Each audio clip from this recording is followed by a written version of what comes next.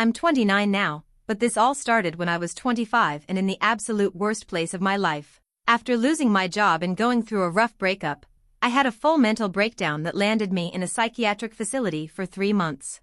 It wasn't glamorous, it wasn't dramatic, it was sad. Quiet. The kind of sadness that doesn't scream, but sinks you so deep that you can't see the surface.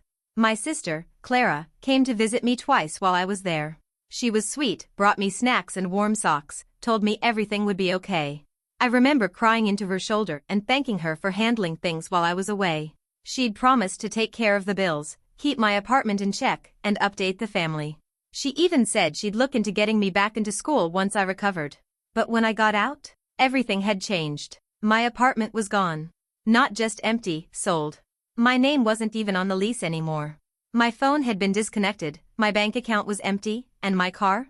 Repossessed. It was like I'd been erased. I stayed with a friend while trying to piece things together, and that's when I found out the truth. Clara had used a power of attorney document I signed while medicated to take control of my finances. She told the landlord I was never coming back, sold my furniture, and redirected my mail.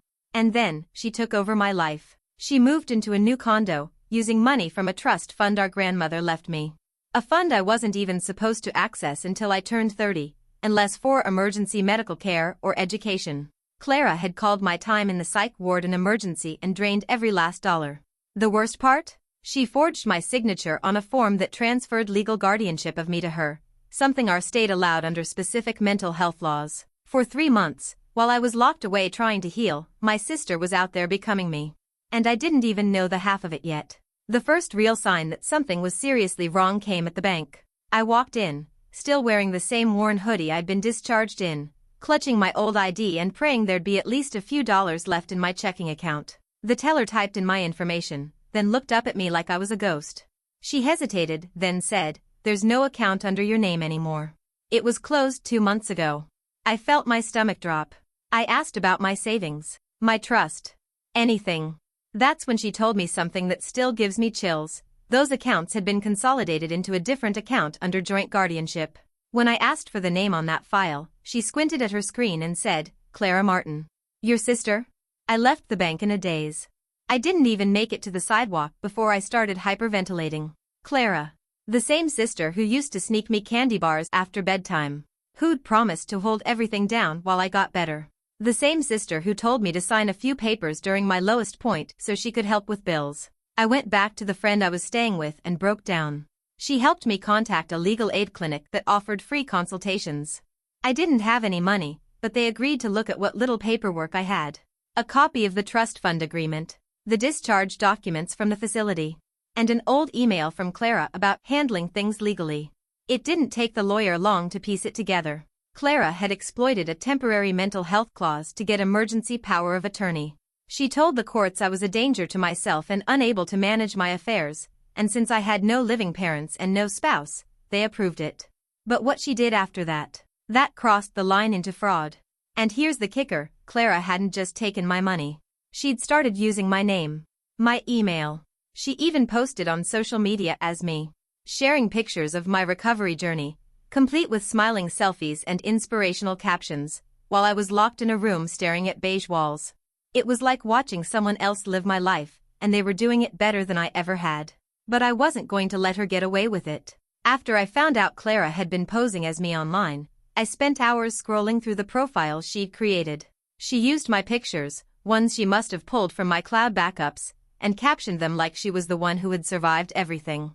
She even posted a mental health update with a selfie of her sitting in a sunny park, smiling gently into the camera, claiming she was learning to love herself again after the darkest year of her life. Except I was the one who'd spent that year locked inside a psychiatric ward, not her.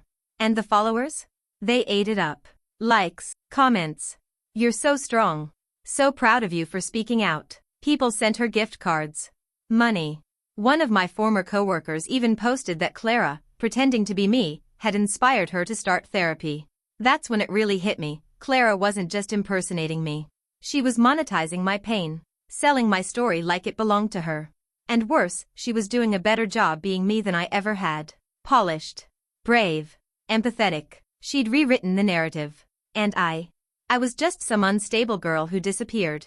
The people I thought were my friends? They believed Clara's version. I messaged a few, told them what happened.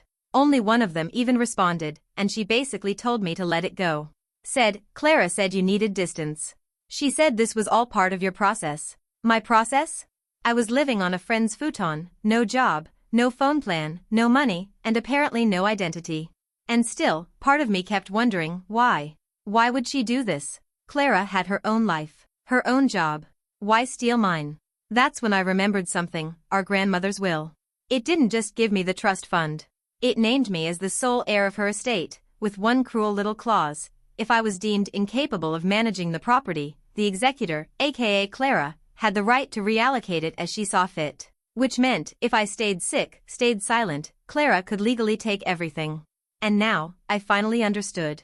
She didn't just want to help me. She wanted to replace me. Once I saw what Clara had done, how deep her lie had gone, I realized something chilling. If I tried to expose her without proof, I'd be the one who looked unstable. I'd already been in a psych ward. My own sister had legal power of attorney. She had my money, my identity, even public sympathy on her side. So I did something I never thought I'd do. I started pretending. Not like her, no fake Instagram smiles or stolen mantras. I started pretending that I was still broken, still lost. I acted exactly how Clara needed me to act, docile, confused, weak. Because if she thought I was still fragile, still too damaged to fight back, maybe she'd let her guard down. Maybe she'd slip. And she did. It started with small things. She stopped responding to my texts right away. When I asked if I could come stay with her just for a few days, she told me it wasn't a good time. Said she was still adjusting and that the condo was too overwhelming for me right now. She framed it like concern. But I knew what it really was. Control. I asked about my trust, my accounts, and she always had an excuse. I'll check with the lawyer. It's tied up in paperwork. There's nothing left. I stopped pushing. Just nodded, said I understood. But behind the scenes? I was documenting everything. The emails, the texts, the screenshots of her fake posts, the bank statements she accidentally forwarded to our old joint email. Every scrap of evidence I could get my hands on. I even reached out to the lawyer handling our grandmother's estate, posing as a curious third party. The assistant slipped up and confirmed what I suspected. Clara had transferred a majority of the assets into her care following her sister's incapacitation. Not temporary. Not a loan. Transferred. She was building a whole new life with my money, and lying to everyone about who she really was. But she hadn't expected one thing. That I'd come back stronger. It started with a letter. Not a dramatic confrontation, not a phone call. Just an envelope, handwritten, mailed to Clara's new condo. I kept it short, only a few sentences. I know everything. I have proof. You have 7 days to make this right before I take it public. No name. No return address. Just my handwriting. Just enough to make her panic. And it worked. 2 days later, she called me. First time in weeks. She sounded bright, cheerful, too cheerful. Said she wanted to check in, asked how I was feeling. I played along, told her I'd been doing better. I let her fill the silence with awkward small talk while I listened, waiting for the slip. It didn't take long. She asked if I'd been looking into old accounts. When I said I wasn't sure what she meant, she backpedaled, fast, said something vague about health insurance and tax forms. Her voice got tighter the longer we talked. By the end of the call, she was breathing like someone holding back a scream. I knew then, I'd hit a nerve. But that wasn't the real win. The real win came 3 days later, when I got a call from the estate lawyer's office.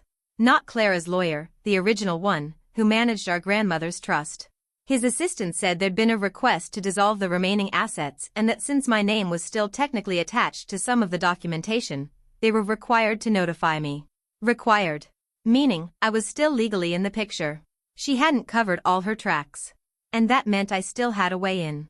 I asked the assistant for the full documentation for my records, and to my surprise, she sent it, pages of dry legal language, most of it over my head. But the important part? The signatures. Mine. Forged. Sloppy. I had the paper trail. Clara thought I was gone. She thought I was too weak to fight. But now, I had enough to challenge her in court. And I wasn't going to stop there. I walked into the police station gripping a manila folder filled with every piece of evidence I had. Emails, fake signatures, bank transfers, copies of her social posts. It was a war file. I was nervous, but I believed that once they saw everything, they'd act. They had to. They didn't. The officer at the front desk barely looked at me. When I said fraud, his eyebrows lifted just slightly, but when I mentioned that the person involved was my sister, everything changed. He gave me the Family Matters speech. Said it sounded more like a civil dispute than criminal fraud. Suggested I talk to an attorney and try mediation. I insisted. Showed him the signatures, the withdrawals, the trust documents. He shrugged and said, "We can take a report if you want." That was it. I sat there for 2 hours while they copied everything. At one point, another officer came over and said, "Why would your sister do all this? What's in it for her?" Like the only reason to ruin someone's life had to be written on paper. I wanted to scream. But I didn't. I kept calm, polite, measured. Because I knew how they saw me, just another unstable girl with a family grudge. A psych ward patient playing victim. But when I left that station, I didn't leave defeated. Because I had something now, a paper trail. A police report number. Proof that I had tried the legal way first. And that would matter later. I texted Clara that night. Just 3 words. "Game on, sis." His name was Evan, and he used to be Clara's fiancé. Yeah, used to be. They broke up 2 years ago, around the time I had my breakdown. I always thought it was mutual, civil. Clara told everyone it just didn't work out. But I never asked questions. I had too much going on back then. Now I wished I had.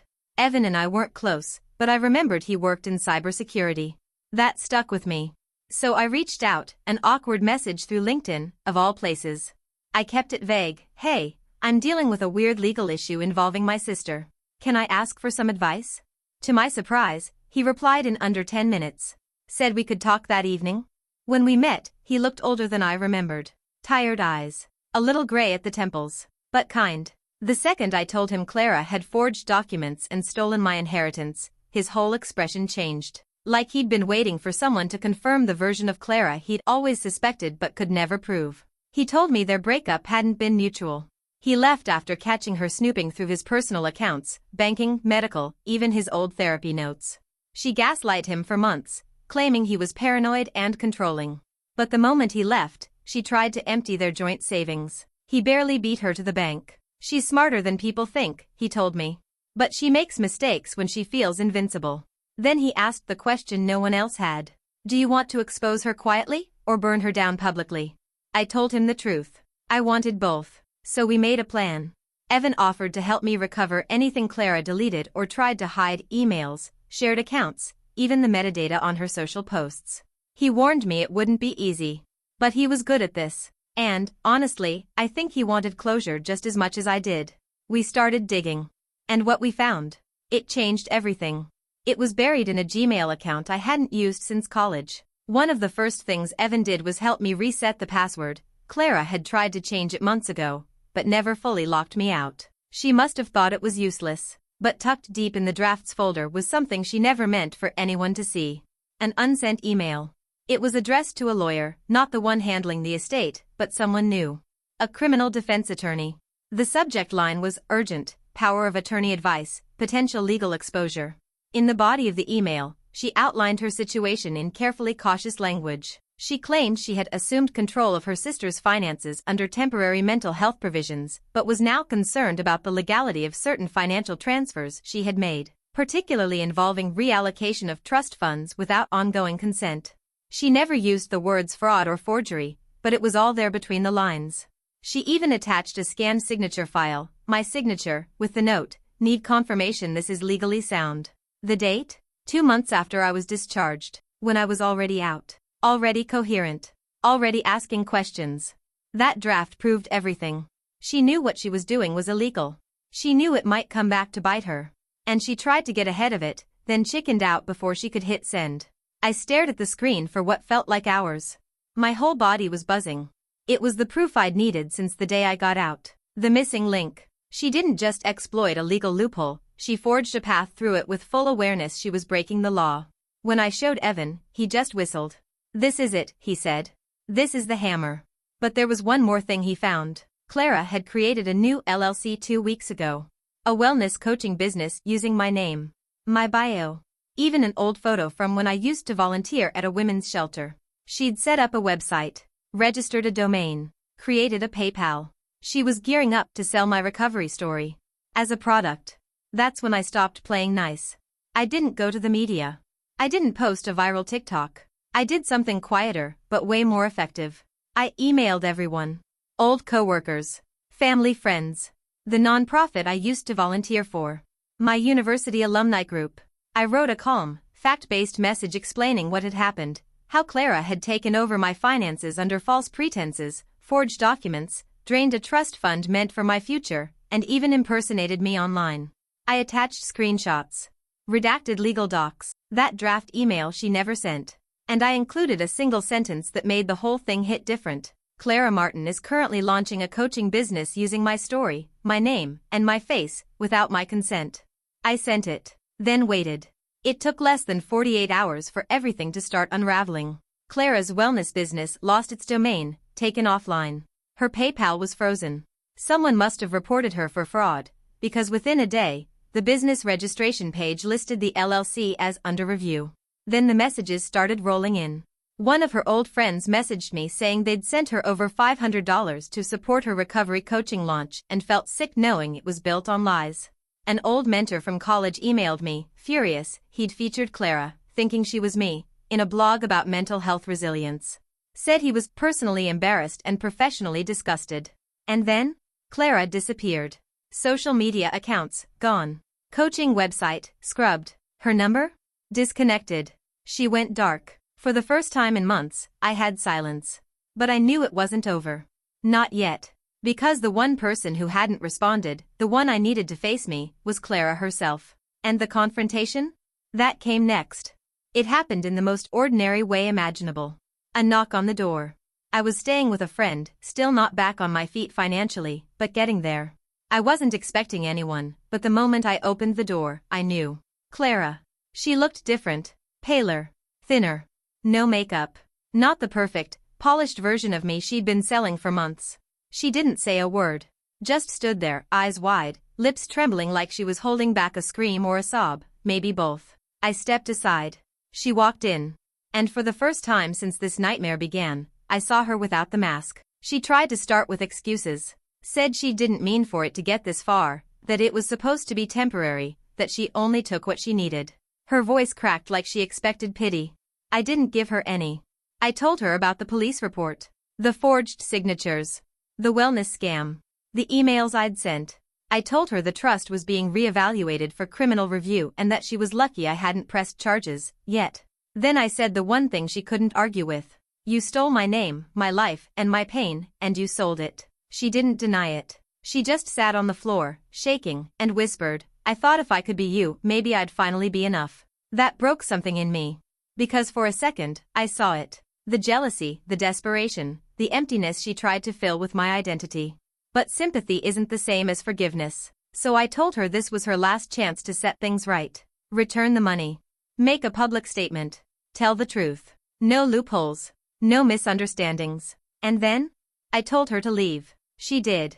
The fallout came fast. She posted a 2-line apology on her now reinstated Instagram. I misrepresented my story. I used my sister's experiences without her permission. I'm deeply sorry. Comments were limited. But the damage was done. The estate lawyer reinstated my claim. The court opened an investigation. The bank issued a statement verifying the forgery. And Clara? She vanished again. I haven't seen her since. But I'm okay now. My accounts are back in my name. The trust fund isn't what it used to be, but I have enough to start over. And more importantly, I have me back. Not the version Clara tried to copy. Not the sad girl who disappeared. Me. And this time, I'm the one telling the story. No filters. No captions. Just the truth.